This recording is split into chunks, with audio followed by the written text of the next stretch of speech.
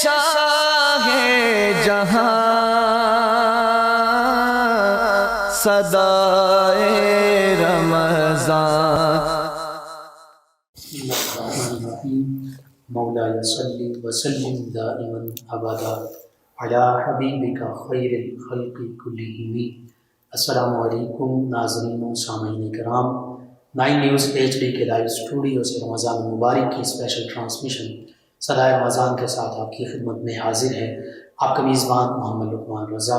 ناظرین سامعین، رمضان المبارک کے بابرکت لمحات میں پرکیف ساعتوں میں مختلف موضوعات اور مختلف عظیم شخصیات کے حوالے سے گفتگو ہو رہی ہے. آج ہمارا موضوع سخن ہے نبی رحمت صلی اللہ علیہ وآلہ وآصحابہ وبارک وسلم کے اخلاق کریمانہ، آپ کے اخلاق حسنہ. اس حوالے سے ہمارے ساتھ شریک گفتگو ہیں ہمارے معزز مہمان اسلامک اسکالر جناب علامہ مفتی محمد شفیق الرحمان حسان صاحب، اور آقا کریم صلی اللہ تعالی علیہ وآلہ وآصحابہ وبارک وسلم کی بارگاہ ناز میں گلہائے عقیدت پیش کریں گے ہمارے مہمان ثنا خان جناب حافظ محمد معین رضا قادری صاحب. میں آپ دونوں معزز مہمانوں کو خوش آمدید. ناظرین سامعین، آقا کریم صلی اللہ علیہ وآلہ وسلم کے اخلاق کریمانہ بے شمار ہیں، بے حد و بے حساب ہیں. اس حوالے سے قرآن و سنت میں جا بجا تذکرے ملتے ہیں، سیرت کی کتب میں تذکار مبارکہ موجود ہیں. سب سے پہلے علامہ محمد شفیق الرحمان حسان صاحب، اخلاق کیا ہے؟ اخلاق کریمانہ، اخلاق حسنہ کیا ہے؟ اور پھر آقا کریم صلی اللہ علیہ وآلہ وسلم کے جو اخلاق کریمانہ ہیں، جو ہمارے لیے بھی مشعل راہ ہیں، ان کا تذکرہ جو قرآن و سنت میں موجود ہے، اس پر کلام. بسم اللہ والحمد للہ والصلاة والسلام علی افضل الخیر خلق اللہ. آپ کا نہایت ہی شکر گزار ہوں کہ آج حضور علیہ الصلاۃ والسلام کے ایک بہترین وصف پر گفتگو کرنے کا ہمیں الحمدللہ موقع ملا ہے. اللہ رب العزت خالق کائنات نے اپنے حبیب مکرم صلی اللہ تعالیٰ علیہ وآلہ وسلم کے اوصاف حمیدہ کو بیان کرتے ہوئے سورۃ القلم کے اندر ارشاد فرمایا وَإِنَّكَ لَعَلَىٰ خُلُقٍ عَظِيمٍ. فرمایا کہ اے حبیب صلی اللہ علیہ وآلہ وسلم، بے شک آپ عظیم الشان خلق کے مالک ہیں، یعنی کہ آپ کو اچھے اخلاق کا اللہ رب العزت نے مالک بنایا ہے. اگر اس کو تھوڑا سا پیچھے دیکھا جائے تو کفار مکہ جو ہیں، ان کی الزامات حضور علیہ الصلوۃ والسلام کی ذات کے اوپر، کبھی آپ کو جادوگر کہنا، کبھی ساحر کہنا اور دیگر طرح کے معاملات. تو اللہ تعالیٰ نے اپنے حبیب علیہ الصلوۃ والسلام فرمایا کہ حبیب یہ جو کچھ کہہ رہے ہیں آپ نے اس کی پرواہ نہیں کرنی ہے، ہم نے آپ کو اعلیٰ اخلاق کا مالک بنا کر بھیجا ہے. اچھا، جو اعلیٰ اخلاق ہے، جو خلق ہے، وہ آخر میں ہے کیا؟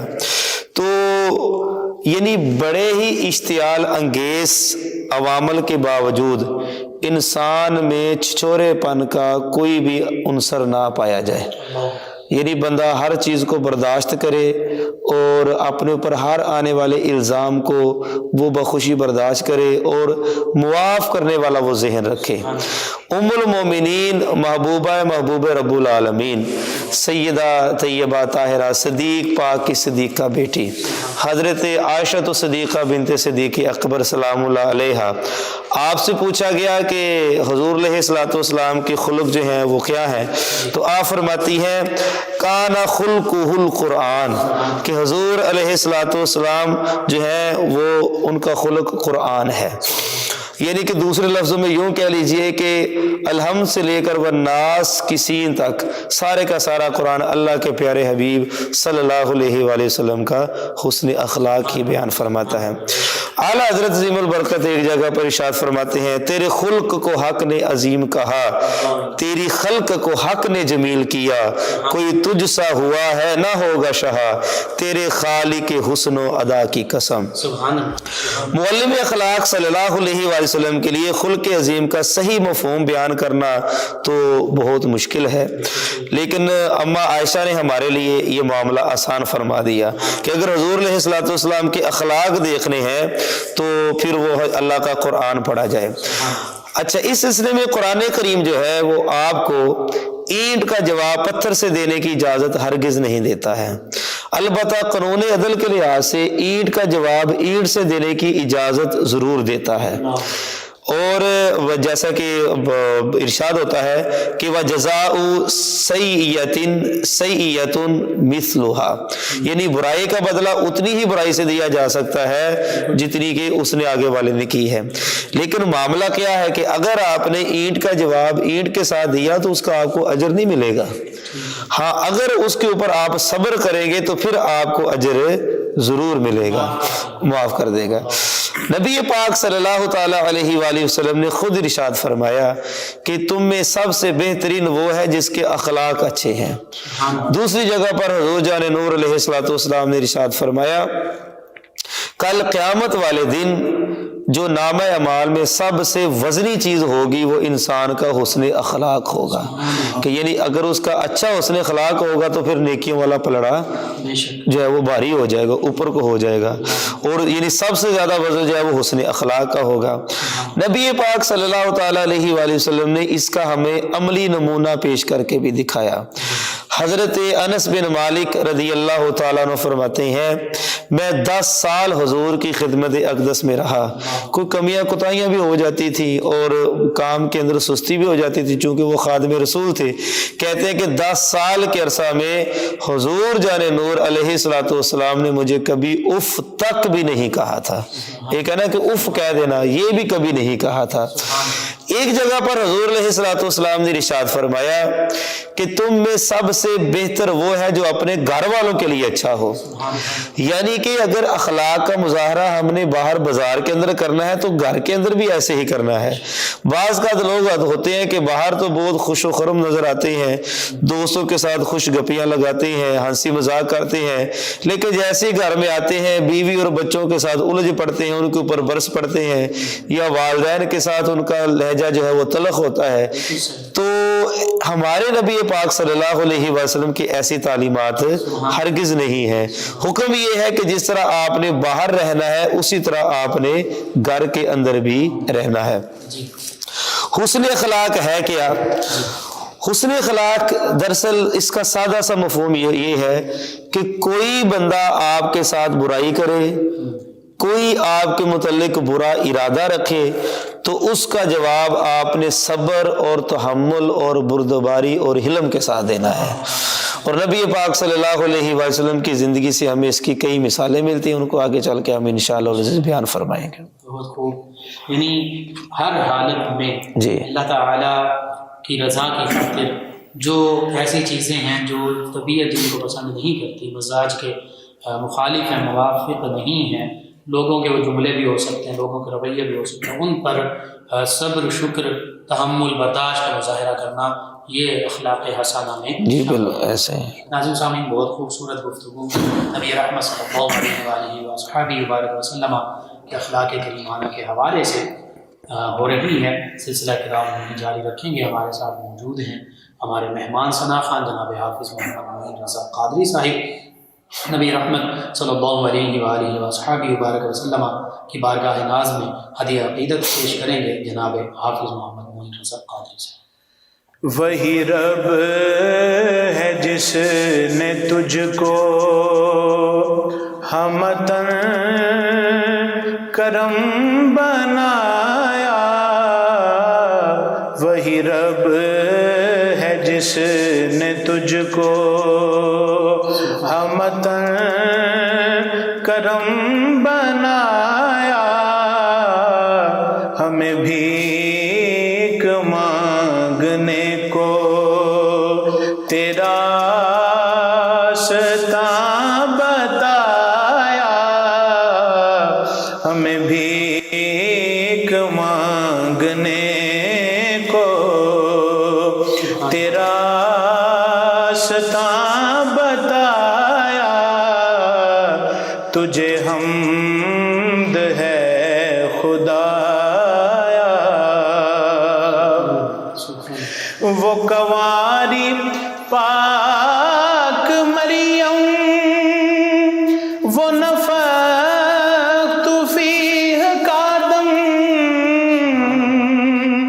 وہ کنواری پاک مریم، وہ نفخت فیہ کا دم، ہے عجب شان اعظم مگر آمنہ کا جایا، وہی سب سے افضل آیا، وہی سب سے افضل آیا، تجھے حمد ہے خدایا۔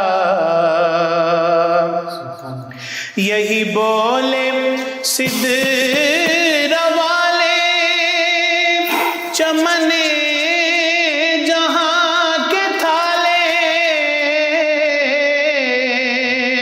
یہی بولے سدر والے چمن جہاں کے تھالے، سبھی میں نے چھان ڈالے، پر تیرے پایا کا نہ پایا، تجھے یک نے یک بنایا، تجھے یک نے یک بنایا، تجھے حمد ہے خدایا۔ ارے اے خدا کے بندوں، کوئی میرے دل کو ڈھونڈو،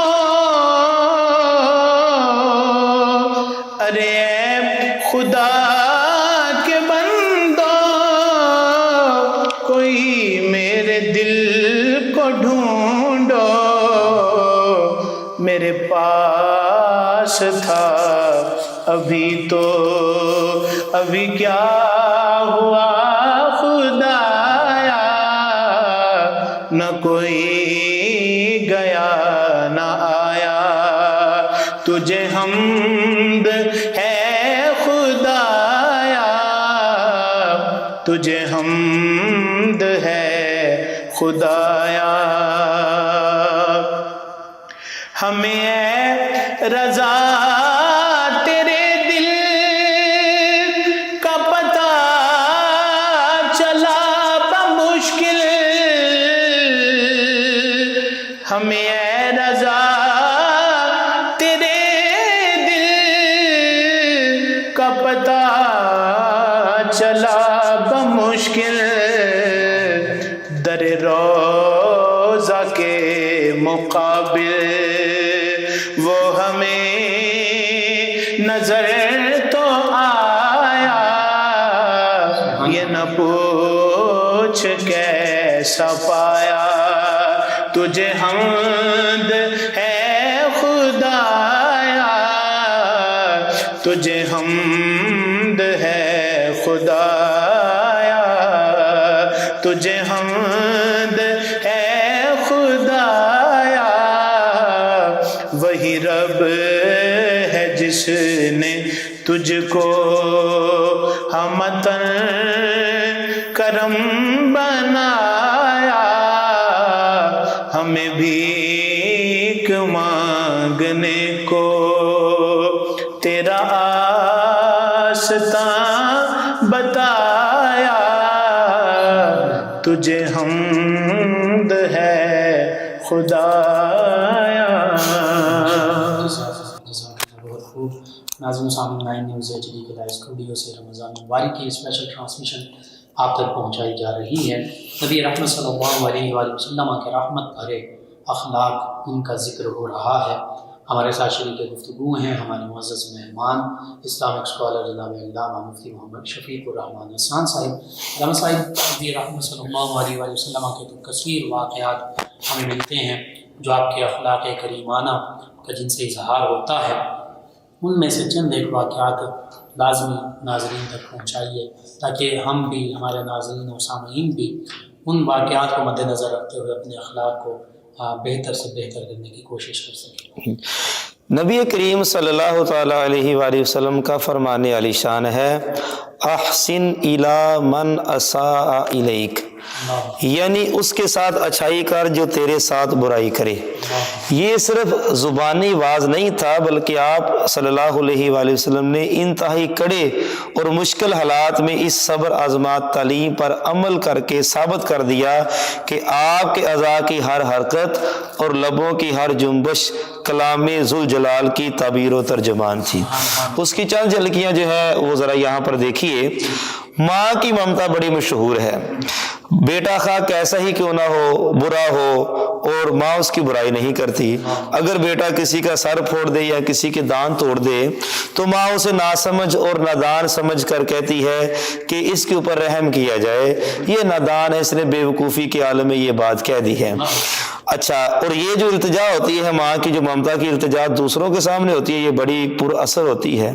لیکن خدا نخواستہ اگر کوئی ناخلف بیٹا جو ہے وہ اپنی ہی ماں کے دانت توڑ دے یا کوئی نقصان پہنچائے تو ماں پھر اپنی ممتا بھی بھول جاتی ہے، اور پھر اس کو اتنا غصہ آتا ہے کہ اس کو طرح طرح کی بد دعائیں دیتی ہے، اور جو ہے وہ اپنے غصے کا اظہار کرتی ہے، اور معذلہ سما معذلہ پھر وہ ماں سکی ہو کر بھی بیٹے کو بہت مشکل پھر معاف کرتی ہے اگر کوئی بیٹا ایسی حرکت کرے۔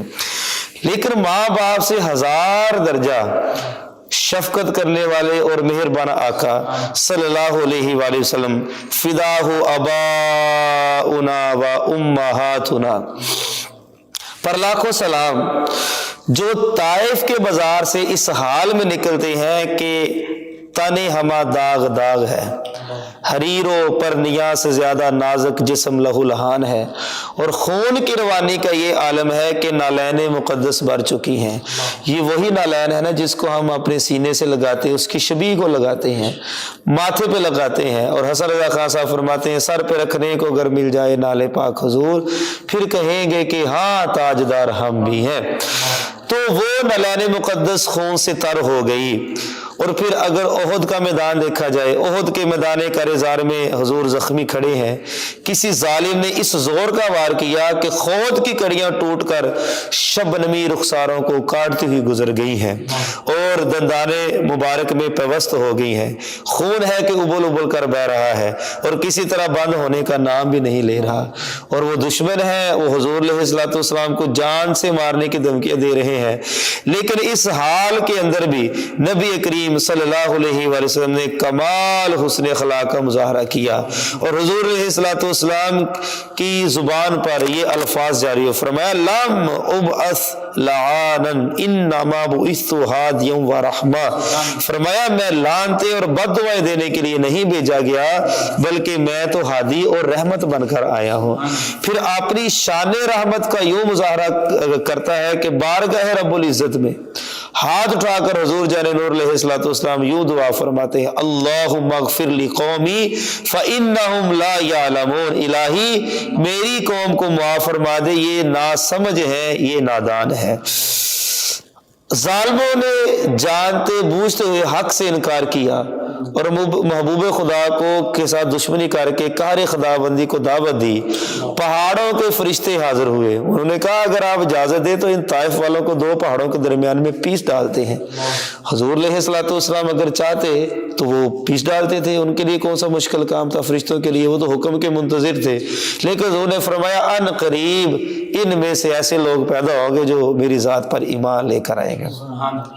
سرکار دو عالم صلی اللہ علیہ وآلہ وسلم کا اپنے دادا جان حضرت عبد المطلب کی عظمت پر بہت ناز تھا، اور آپ انتہائی جاں کناں مراحل میں اس بات پر فخر کرتے تھے کہ میں عبد المطلب کا فرزند ہوں۔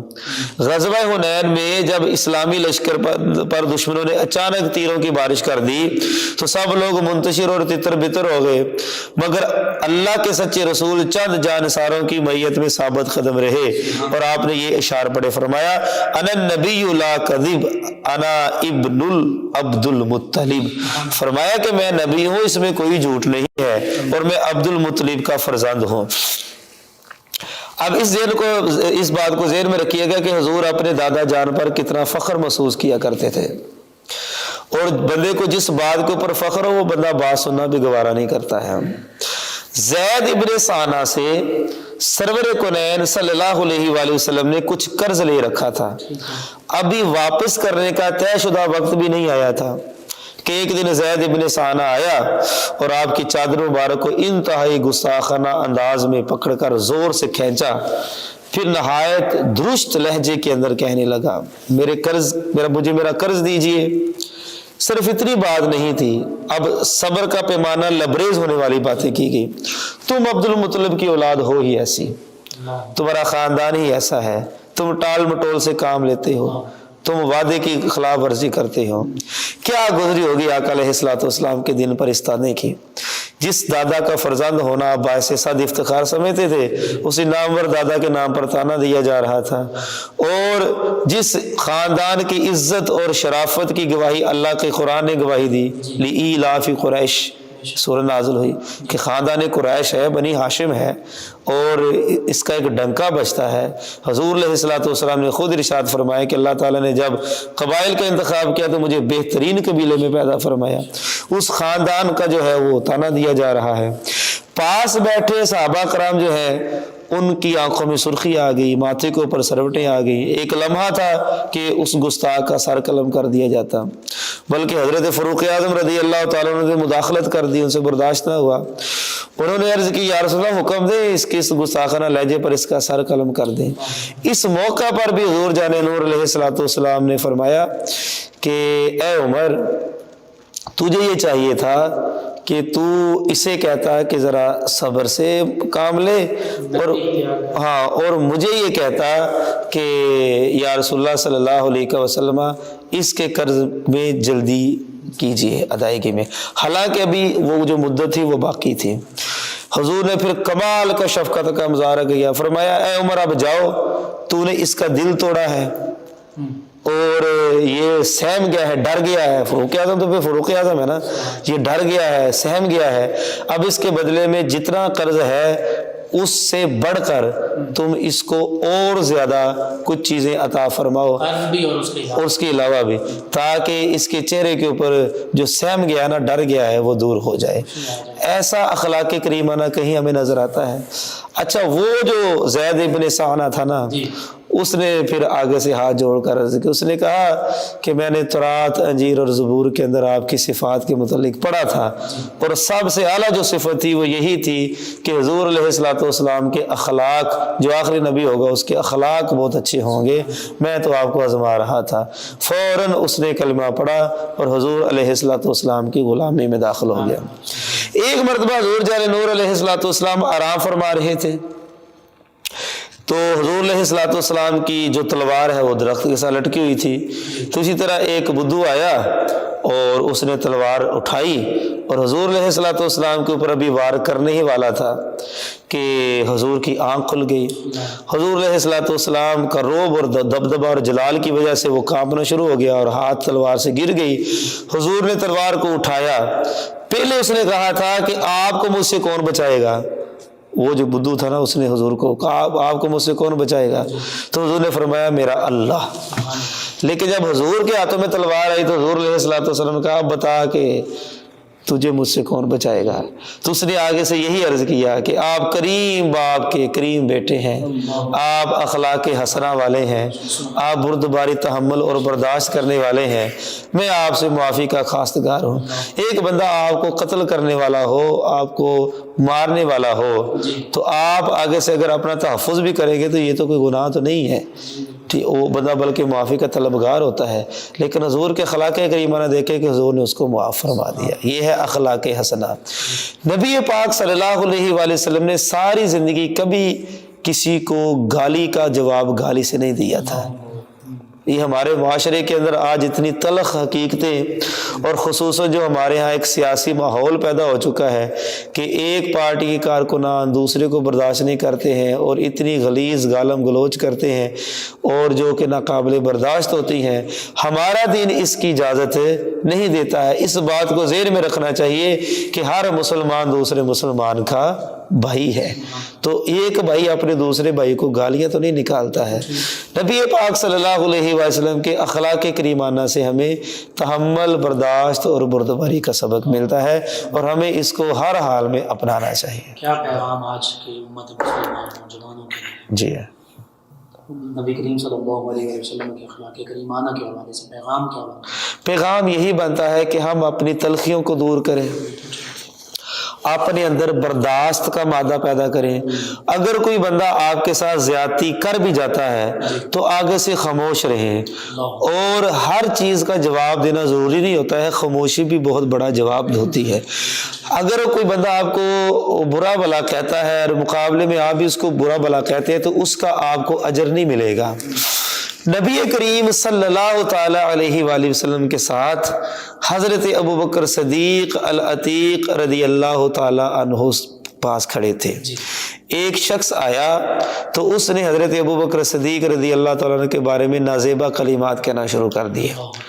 اب حضور بھی خاموش ہیں اور حضرت ابوبکر صدیق جو ہے وہ ادب میں خاموش ہیں، لیکن آخر صبر کا ایک حد ہوتی ہے، تو آپ نے صرف اس کو یہی کہا ہوگا کہ جا چلا جا، یا یہ کہا ہوگا کہ تو کیا کر رہا ہے، تو حضور کو نہیں دیکھ رہا ہے۔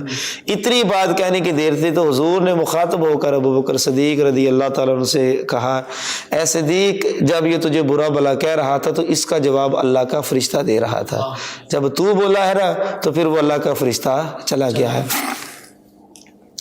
کریم ابن کریم، مولا ابن مولا، سید ابن سید، حیدر ابن حیدر، شبیہ مصطفیٰ، عکس جمال مصطفیٰ، تنویر مصطفیٰ، تصویر مصطفیٰ، امام حسن مجتبیٰ رضی اللہ تعالی عنہ کو جو مروان بدبخت تھا، اس نے آپ کے بارے میں اور آپ کے خاندان کے بارے میں نازیبہ الفاظ کہے، اور توقع اس کو یہ تھی کہ آگے سے امام حسن بھی یہی جواب دیں گے، تو امام حسن کی تربیت تو پھر رسول اللہ نے فرمائی تھی نا۔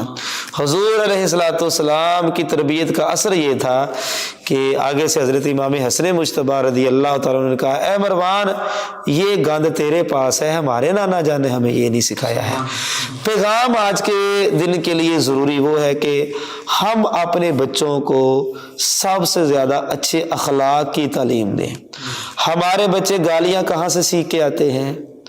ہمارے بچے جو ہے وہ بری لینگویج سیکھ کے کہاں سے آتے ہیں؟ ایسی چیزیں جن کا نام لینا شریعت میں جائز نہیں، ہمارے بچے وہ کیسے بولتے ہیں؟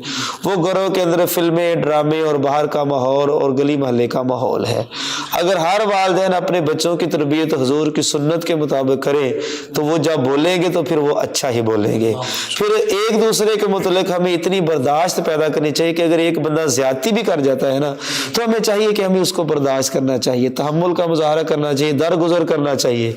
اچھا، جب آپ کسی کے سامنے کوئی آپ کو برا بھلا کہے، برداشت کریں گے تو یقینی طور پر اس بندے کو ندامت ہوگی، شرمندگی ہوگی، اور بعد میں وہ آ کر آپ سے معافی مانگے گا، اور وہ اتنا سوچنے پر ضرور مجبور ہوگا کہ میں نے اس کو اتنا کچھ کہا ہے تو یہ آگے سے بولا ہی نہیں ہے۔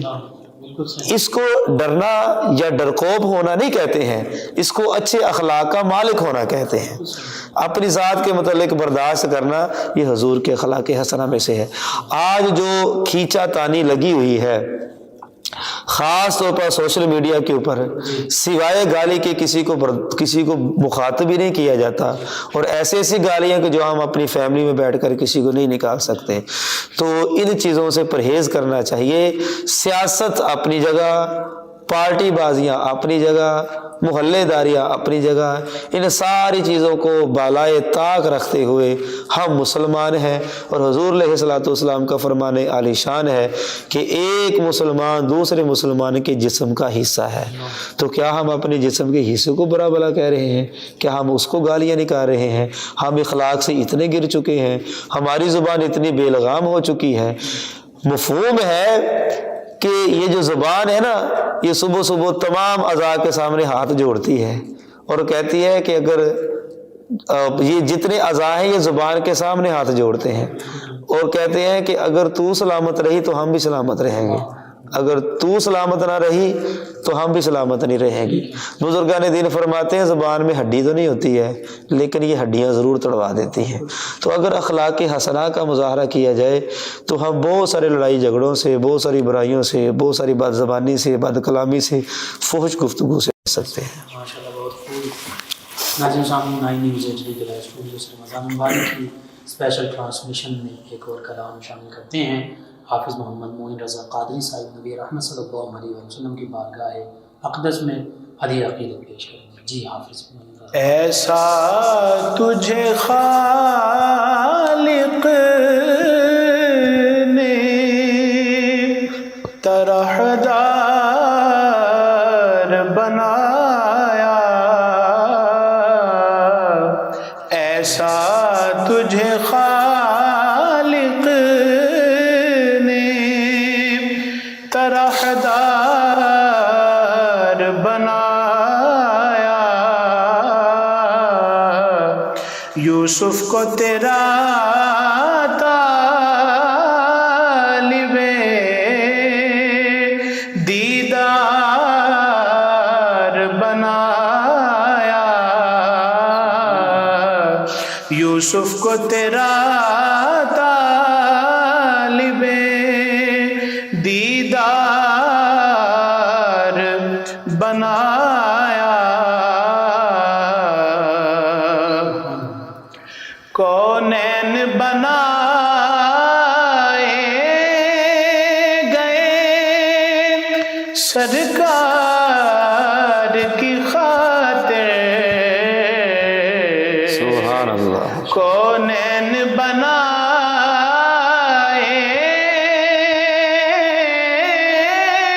گئے سرکار کی خاطر، کونین کی خاطر تمہیں سرکار بنایا، کونین کی خاطر تمہیں سرکار بنایا،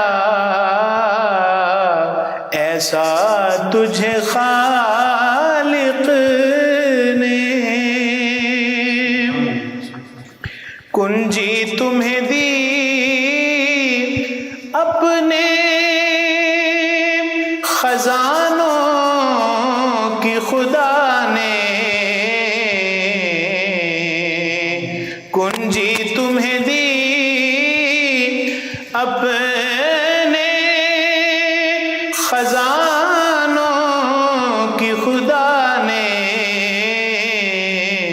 محبوب کیا مالک مختار بنایا، محبوب کیا مالک مختار بنایا، ایسا تجھے خالق نے بے یارو مددگار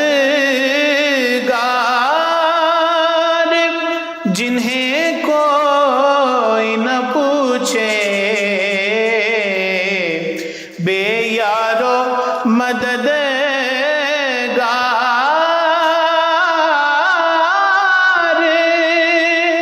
جنہیں کوئی نہ پوچھے، ایسوں کا تجھے یارو مددگار بنایا، ایسوں کا تجھے یارو مددگار بنایا، ایسا تجھے خالق نے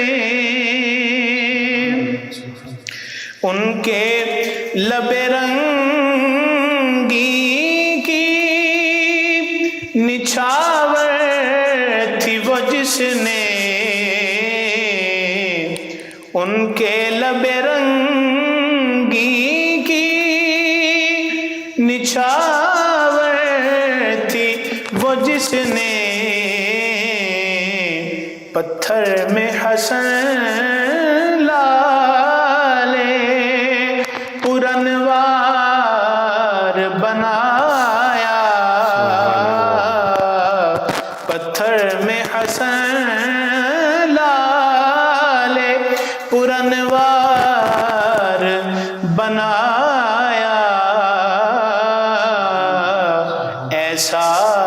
تجھے خالق نے طرح دار بنایا،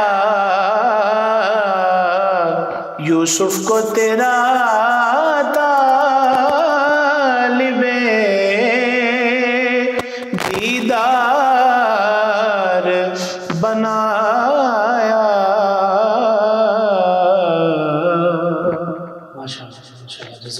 جی ناظرین و سامعین، 9 نیوز ایچ ڈی کے لائیو اسٹوڈیو سے رمضان المبارک کی اسپیشل ٹرانسمیشن صدائے رمضان کا آج کا یہ پروگرام اختتام پذیر ہوتا ہے۔